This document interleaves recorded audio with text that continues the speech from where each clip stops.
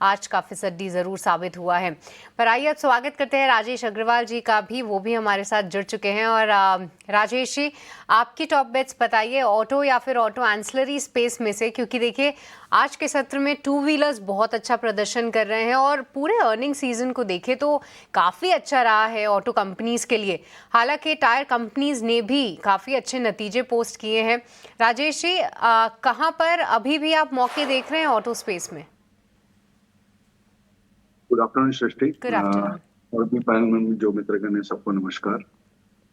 Auto as a space हमें बहुत अच्छा लग रहा है, बावजूद इसके कि अगर आप देखो तो पिछले 2-3-6 महीने में बहुत अच्छा रन अप दिया है स्टॉक्स ने, फिर वो चाहे बजाज ऑटो हो या टीवीएस हो या कोई भी हो।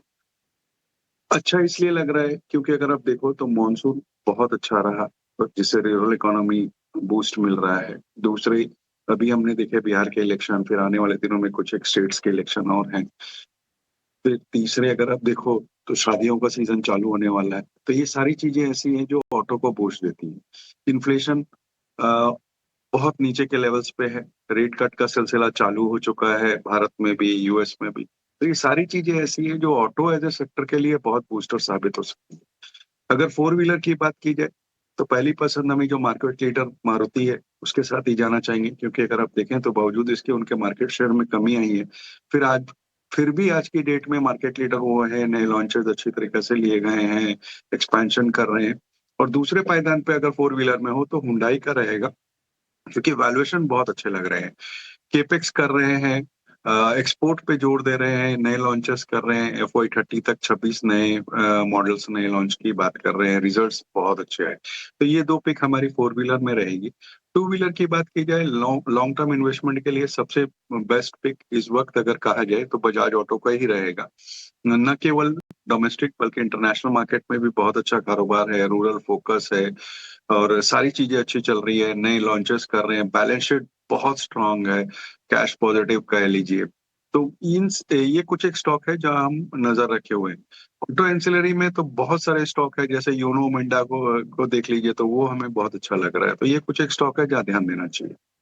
तो चलिए ये तमाम टॉप बेट्स राजेश जी की तरफ से। और जी हाँ, पूरे टू व्हीलर स्पेस की बात करें तो एक तरफा चाल दिखाई है टीवीएस मोटर्स, हीरो मोटोकॉर्प जैसे काउंटर ने, पर बजाज ऑटो अब धीरे धीरे करके ये रैली में पार्टिसिपेट कर रहा है, तो इस काउंटर पर भी नज़र ज़रूर रखेंगे। क्यों जाना चाहेंगे चेन्नई पेट्रो MRPL? काफ़ी मतलब किसी ने अगर महीने डेढ़ महीने पहले पैसे लगाए होंगे तो अच्छे रिटर्न्स कमा लिए हैं। क्या आपको लगता है कि ये शेयर अभी और चढ़ेंगे? क्या रीडिंग है सर आपकी? देखिए, फंडामेंटली और टेक्निकली दोनों तरीके से अभी उपयुक्त है होल्ड करने के लिए। नई खरीदारी की इस वक्त सलाह नहीं दूंगा, क्योंकि जैसा कि आपने भी कहा कि बहुत अच्छे चल गए हैं, थोड़ा करेक्शन हो तो नई खरीदारी की जा सकती है। बट मध्यम से लंबी अवधि के लिए मुझे लगता है कि अभी भी इसमें दमखम बाकी है, पूरे सेक्टर में कह लीजिए।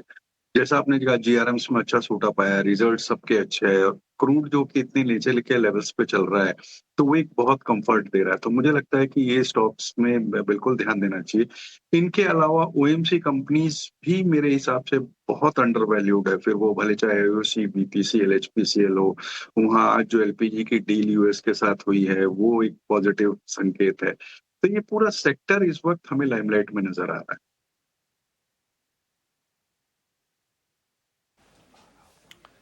ठीक है, ये राय आपके लिए OMCs पर और रिफाइनिंग कंपनीज पर। पीवी सर, आपकी राय क्या है? देखिए, हम इस जो बैटरी मैन्युफैक्चरिंग स्पेस में बहुत बुलिश है, कारण अभी थोड़ी देर पहले जैसे हम डिस्कस कर रहे हैं कि ऑटो हमें बहुत अच्छा लग रहा है। तो अगर आप देखो तो एक्साइड और वो आमरा राजा, ये दो ही ऐसे हैं जो ओईएम स्पेस को अच्छी तरीके से पकड़ के रखे हैं। फिर वो चाहे फोर व्हीलर हो या टू व्हीलर हो, सबसे उनके कॉन्ट्रैक्ट्स हैं। रिप्लेसमेंट मार्केट बहुत अच्छा चल रहा है। और ये जो टैरिफ को लेकर के चिंताएं बनी हुई हैं कि एक्सपोर्ट मार्केट में दिक्कत है, अगर पिछले हफ्ते के ट्रम्प साहब के बयान देखें तो ट्रम्प साहब ने क्लियरली कहा है कि रशियन ऑयल की खरीद के कारण से जो टैरिफ्स लगाए गए थे उसमें या तो कटौती कर दी जाएगी या वहां कुछ ढील दी जाएगी। तो अगर ऐसा कुछ भी होता है तो मुझे लगता है कि एक्सपोर्ट्स में जो दिक्कतें हैं वो सॉल्व होती हुई नजर आएंगी। अदरवाइज भी जिस तरीके की ऑटो की बढ़त हमारे देश में बनी हुई है उसे देखते हुए ये दोनों ही स्टॉक अच्छे लग रहे हैं। और सबसे अच्छी बात है कि एक्साइड को अगर आप देखो तो वो ईवी स्पेस में भी जाने के प्रयास में है। तो सारे पायदान पे खरी उतरती है। दोनों ही स्टॉक्स में हमारी मध्यम से लंबी अवधि के लिए बाइंग की कॉल है।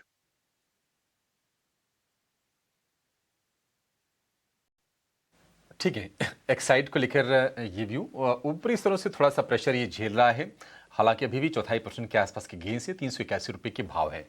लेकिन चलिए 3 बज गए ना चाहेंगे आप समय समय पर तमाम कंपनीज के बारे में फाइनेंशियल्स को, उनके बैलेंस शीट को काफ़ी गहराई से रीड करते हैं। और सर आपकी खास जो चीज़ है ना, जो आपको सबसे जुदा करती है, आपका अप्रोच बड़ा प्रैक्टिकल रहता है।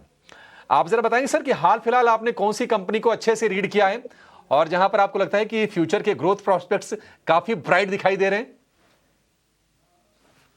देखिए, ये ऑनगोइंग प्रोसेस है। एज अ रिसर्च हाउस मेरे को लगता है कि प्राइस अभी जितने भी ब्रोकिंग फर्म्स के रिसर्च हाउस है, सबका यही काम है जो मैं भी कर रहा हूँ।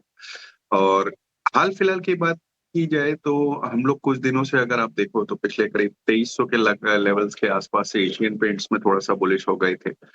नतीजे बहुत शानदार आए। क्रूड लगातार आप देखो $65-70 के बीच में चल रहा है, जो कि एशियन पूरे पेंट सेक्टर के लिए बहुत अच्छा है। वैल्यूएशंस बहुत अच्छे हो गए थे। जो लगातार एक भय बना हुआ था कि बिरला और एस्ट्रल और जेएसडब्ल्यू, ये जो नए एंट्रेंट आ रहे हैं उसके कारण से कंपटीशन बढ़ जाएगा, वो सारी चीजें डिस्काउंट हो चुकी।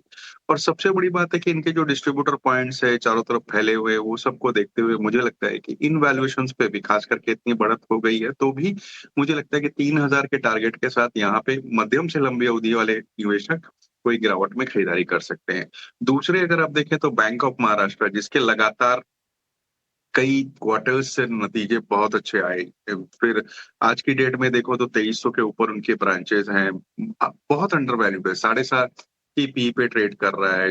रिटेल एमएसएमई में अच्छी खासी बढ़त बनी हुई है। एनपीए की बात की जाए तो पूरे पीएसयू स्पेस में शायद सबसे क्लीनेस्ट बुक इनकी है। कासा रेशियो 55% के ऊपर है और डिजिटल पुश बहुत अच्छी बना रहे हैं, जिससे ऑलमोस्ट पब्लिक से प्राइवेट सेक्टर बैंक के बराबरी में ये डिजिटल पुश बनाए जा रहे हैं। दूसरी तिमाही में अगर आप देखेंगे तो बॉटम लाइन 23% के आसपास बढ़ी थी। डिपॉजिट एडवांसेस सब में बढ़त थी और सिर्फ इस क्वार्टर में नहीं, पिछले 4-5 क्वार्टर से ये परफॉर्मेंस इनकी बनी हुई है। तो 70-72 के टारगेट के साथ यहाँ भी खरीदारी की जा सकती है। तो चलिए ये कुछ चुनिंदा काउंटर्स आपके लिए जहां पर आप रख सकते हैं नज़र। खास तौर से बैंकिंग स्पेस में ज़बरदस्त एक्शन है और आज पूरे ही दिन ये सेक्टर आज उभर के निकला है, आज का स्टार परफॉर्मर। पर आइए कुछ ही मिनट बाद एसिस पे फंडामेंटल व्यू दीजिए, क्या करना चाहिए जो इन्वेस्टर्स है इनके। देखिए, पूरे आईटी स्पेस में पिछले कुछ दिनों से जो टैरिफ को लेकर दिक्कतें थी या यूएस में डिस्क्रिशनरी स्पेंड कम होने की बातें थी, उस कारण से दिक्कत बनी हुई थी। लेकिन वैल्यूएशन अब सबके ठीक ठाक हो गए हैं और जब अगर टैरिफ हट जाता है तो पूरे आईटी स्पेस में मुझे लगता है कि एक अपसाइड आएगा। खास एम्फेसिस की बात की जाए तो मैं समझता हूँ कि इन लेवल्स पे बहुत ज्यादा अपसाइड तो बचता नहीं है। बहुत मैक्सिमम मुझे दिखता है तो 2800 2850 दिखता है। इससे बेहतर ऑप्शंस आपको बाजार में हैं, जैसे कि इंफोसिस या टीसीएस। तो मैं समझता हूँ कि कोई निवेशक है, कोई उछाल आता है तो वहां निकलना चाहिए। उछाल में निकलने की सलाह यहाँ पर दी जा रही है। एक खबर, एक अपडेट ये भी आ रहा है